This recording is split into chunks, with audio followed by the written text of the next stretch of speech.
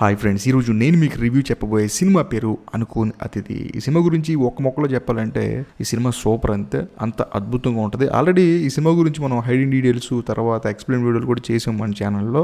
అయినా సరే మళ్ళీ రివ్యూ చేయడానికి రీజన్ ఏంటంటే తెలుగులో రిలీజ్ అయింది కాబట్టి, ఆహా స్ట్రీమింగ్ ప్లాట్ఫామ్లో తెలుగులో డబ్ అయ్యి రోజు రిలీజ్ అయింది కాబట్టి మళ్ళీ రివ్యూ చేస్తున్నాను. సో ఈ సినిమా మళ్ళీ చూసాను, నేను చూస్తే మళ్ళీ సేమ్ యాజ్ ఇట్ ఈస్ అదే థ్రిల్ అనిపించింది. ఎందుకంటే ఆల్రెడీ చూసిన సినిమాలు మళ్ళీ చూస్తే మనకి అంత పెద్ద థ్రిల్ అనిపించదు, కానీ ఇందులో రివీల్ అయ్యే డీటెయిల్స్ తర్వాత మనం ఫస్ట్ టైం మిస్ చేసి సెకండ్ టైం అబ్జర్వ్ చేసే కొన్ని ఇంట్రెస్టింగ్ ఫ్యాక్ట్స్ అవ్వచ్చు, తర్వాత హైడింగ్ డీటెయిల్స్ అవ్వచ్చు, ఈ సినిమాకి ఇంపాక్ట్ అలాగే ఇస్తాయి. ఈ సినిమా చాలా బాగుంటుంది, ఖచ్చితంగా మీరు కూడా చూడండి. ఆహా స్ట్రీమింగ్ ప్లాట్ఫామ్ లో ఉంది. ఇంకా కథలోకి వెళ్తే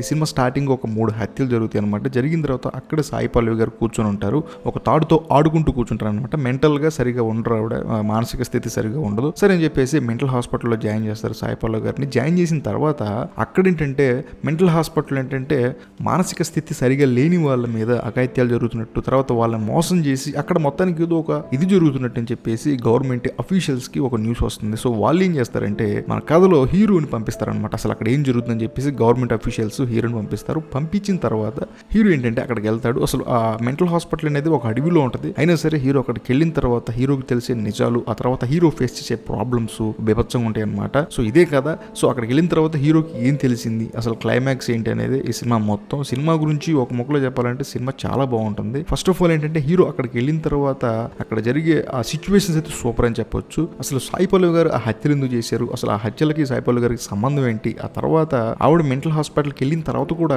అక్కడికి వెళ్ళిన తర్వాత ఏం జరుగుతుందని చెప్పేసి కథ ఒక్కొక్క పాయింట్ రివీల్ చేస్తుంటే సూపర్ అనిపిస్తుంది అనమాట. ఎందుకంటే ఫహద్ ఫాజిల్ గారు కూడా అక్కడికి వెళ్ళిన తర్వాత తను కూడా చాలా ప్రాబ్లమ్స్ ఫేస్ చేస్తారు. ఎందుకంటే అక్కడున్న మానసిక స్థితి సరిగా లేని వాళ్ళందరినీ విడిపించేద్దాం అని చెప్పేసి. కానీ ఆ మెంటల్ హాస్పిటల్కి ఏంటంటే బెంజిమన్ అని ఒక ఆయన మెయిన్ ఉంటాడు, మెయిన్ డాక్టర్ ఉంటాడు. సో ఆయన అక్కడ చేస్తున్న పాలిటిక్స్ అవ్వచ్చు, ఆయన ఎవరో కాదు, కులకర్ణి గారు, అతుల్ కులకర్ణి గారు. హీరోకి ఆ తర్వాత హీరోయిన్ కి ఆ తర్వాత అతుల్ కులకర్ణి గారికి మధ్య జరిగే సీన్స్ అయితే ఇంకా సూపర్ ఉంటాయి అనమాట. మరి ముఖ్యంగా సమజ్జీవులు అంటారు చూసావా, యాక్టింగ్ లో సమజ్జీవులు ఉన్న తర్వాత వాళ్ళ పర్ఫార్మెన్స్ పీక్స్ లో ఉంటుంది అనమాట. సో సాయి పల్లవి గారు అవ్వచ్చు, ఫహద్ ఫాజిల్ గారు అవ్వచ్చు, తర్వాత అతుల్ కులకర్ణి గారు అవ్వచ్చు, వీళ్ళ ముగ్గురు యాక్టింగ్ పీక్స్ అసలు చూస్తున్న మనకే ఒక రకంగా అనిపిస్తూ ఉంటుంది. ఫస్ట్ ఆఫ్ ఆల్ ఇంకా ఇవన్నీ పక్కన పెడితే, యాక్టర్ విషయం పక్కన పెడితే, కథ విషయం మొదలు పెడితే మాత్రం ప్రతి 15 minutes కి మాత్రం ఖచ్చితంగా ఒక ట్విస్ట్ ఉంటుంది. మనం చూసే మనకి గెసుకోవట్లేము అనమాట నెక్స్ట్ ఏం జరుగుతుందని. ప్రతి క్రైమ్ థ్రిల్లర్లు ఆ తర్వాత సైకలాజికల్ థ్రిల్లర్లు చూసే మనకి ఏంటంటే నెక్స్ట్ ఏం జరుగుతుంది చిన్న గెస్సింగ్ స్టార్ట్ అయిపోద్ది. మనం కూడా ఆ కథలో ఒక పార్ట్ లాగా ఫీల్ అయిపోయి మనం కూడా ఇన్వెస్టిగేషన్ స్టార్ట్ చేస్తాం. బట్ మనం అనుకున్నది మాత్రం ఖచ్చితంగా జరగదు ఈ సినిమాలో. సో అంత ప్రాపర్గా అంత అద్భుతంగా తీశారు ఈ సినిమాని, ఎందుకంటే మన ఊహకు అందకుండా తీశారు. సో ఇంకో విషయం ఏంటంటే ఈ సినిమాకి మెయిన్ ఎసెట్ ఏంటంటే సినిమాటోగ్రఫీ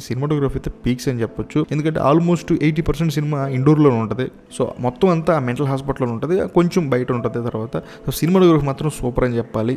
ఆ తర్వాత మరీ ముఖ్యంగా మాట్లాడుకోవాల్సింది బ్యాక్గ్రౌండ్ మ్యూజిక్ గురించి. బ్యాక్గ్రౌండ్ మ్యూజిక్ అయితే చాలా అద్భుతంగా ఇచ్చారనమాట. ఫహద్ ఫాజిల్ గారి ఇంట్రడక్షన్ అవ్వచ్చు, సాయి పల్లవి గారి ఇంట్రడక్షన్ అవ్వచ్చు, ఆ తర్వాత ఇన్వెస్టిగేట్ చేసేటప్పుడు ఒక్కొక్క ట్విస్ట్ రివీల్ అయ్యేటప్పుడు వచ్చే బ్యాక్గ్రౌండ్ మ్యూజిక్ అవ్వచ్చు, సినిమాకి చాలా ప్లస్ అని చెప్పాలి. సో మరి ముఖ్యంగా ఈ సినిమాకి పేరు పెట్టడానికి ఎటువంటి తప్పులు లేవు. కాకపోతే ఈ సినిమాని చాలా మంది ఏంటంటే డికాప్రియో గారి సినిమాతో కంపేర్ చేయడం, తర్వాత హాలీవుడ్ సినిమాలు ఇంకో 2 సినిమాలతో కంపేర్ చేయడం జరుగుతుంది. బట్ ఆ సినిమాలకి ఈ సినిమాలకి అసలు సంబంధం లేదు నాకు తెలిసినంత వరకు. ఎందుకంటే ఆ కథలో జరిగే హత్యలు వేరు, ఇక్కడ జరిగే హత్యలు వేరు, అక్కడ ఉన్న సిచ్యువేషన్ వేరు, ఇక్కడ ఉన్న సిచ్యువేషన్ వేరు. బట్ ఏదేమైనా డిఫరెంట్ సినిమాలు, కానీ కంపేర్ చేస్తూ ఉంటారు కదా, ఆ సినిమా లాగా ఉంది, ఈ సినిమా లాగా ఉందని చెప్పేసి ఇంకో సినిమా కూడా కంపేర్ చేస్తారు. బట్ ఆ సినిమా పేరు చెప్తే మీరు సినిమా చూసే ఫీల్ మిస్ అవుతారు కాబట్టి నేను చెప్పట్లేదు. బట్ ఏ విషయానికి వచ్చినా సరే, ఏది ఏమైనా సరే ఈ సినిమా మాత్రం చాలా అద్భుతంగా ఉంటుంది అనమాట. క్రైమ్ థ్రిల్లర్ని, సైకలాజికల్ థ్రిల్లర్ని చూసే వాళ్ళకి మాత్రం ఈ సినిమా పండుగ అని చెప్పాలి. అది కూడా తెలుగులో ఖచ్చితంగా మీరు ఎంజాయ్ చేస్తారు. నేను మలయాళం చూస్తేనే ఎంజాయ్ చేశాను, ఇంకా మన తెలుగు లాంగ్వేజ్ చూస్తే మాత్రం ఖచ్చితంగా ఎంజాయ్ చేస్తారు. ఇంకా లాస్ట్ ఈ సినిమాలో కొసమిరిపి ఏంటంటే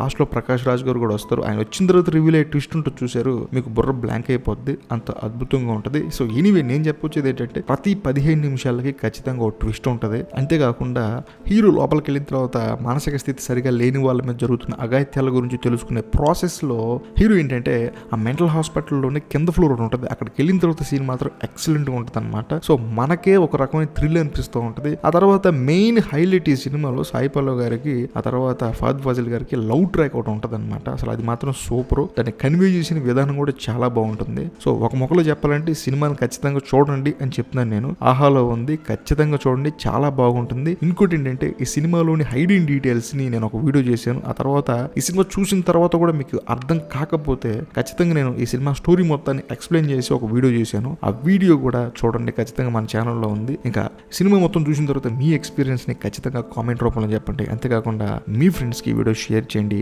మరి ముఖ్యంగా సబ్స్క్రైబ్ చేసి బెల్ ఐకాన్ ప్రెస్ చేయండి. బాయ్.